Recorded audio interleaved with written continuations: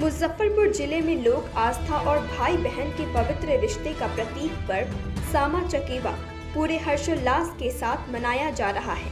छठ पर्व के समापन के बाद इस पारंपरिक उत्सव की शुरुआत होती है, जिसमें महिलाएं और लड़कियां मिट्टी की प्रतिमाएं बनाकर अपनी आस्था प्रकट करती हैं। इन प्रतिमाओं में सामा चकेवा, चुगला, सतभैया, वृंदावन और विशेष पक्षियों की आकृतियां शामिल हैं। यह पर्व भगवान श्री कृष्ण की पुत्री सामा की कथा से जुड़ा है।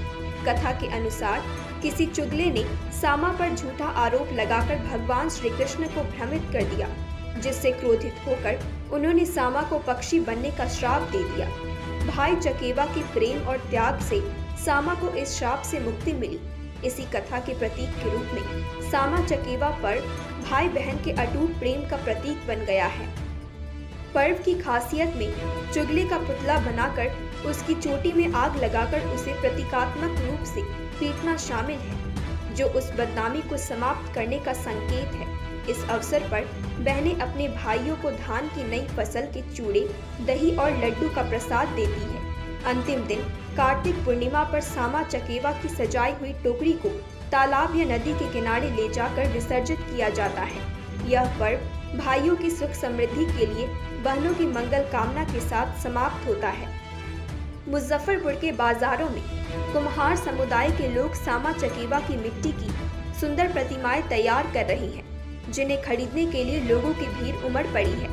पद्म पुराण में वर्णित इस लोक पर्व ने मिथिला की संस्कृति और भाई बहन के रिश्ते को समर्पित करते हुए समाज में प्रेम और सहयोग का संदेश दिया है। बहनें पारंपरिक गीत गाते हुए भाइयों के लिए मंगल कामना करती है और भाई बहन का यह 7 दिवसीय पर्व आपसी प्रेम और रिश्तों की गहराई को एक बार फिर से उजागर करता है। वो चकवा है।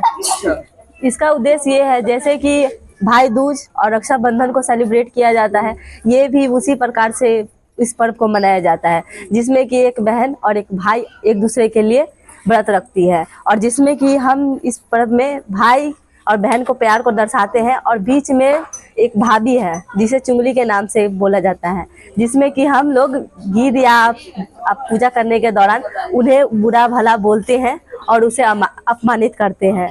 उसके बाद विसर्जन तक ये अभी फिलहाल इसका गीत संपन्न हुआ है। इसके बाद हम लोग ये शुक्रवार तक ये छठ का पारण से लेकर के गंगा स्नान तक ये प्रक्रिया चलती है। उस दौरान इसे विसर्जित किया जाता है, जैसे कि एक बेटी को विदा किया जाता है। जिस तरह बेटी को पूरे धन के साथ, अनाज के साथ विदा किया जाता है, वैसे ही हम लोग इसे भी अनाज, धन और वो सारी चीजें दे करके विदा करते हैं।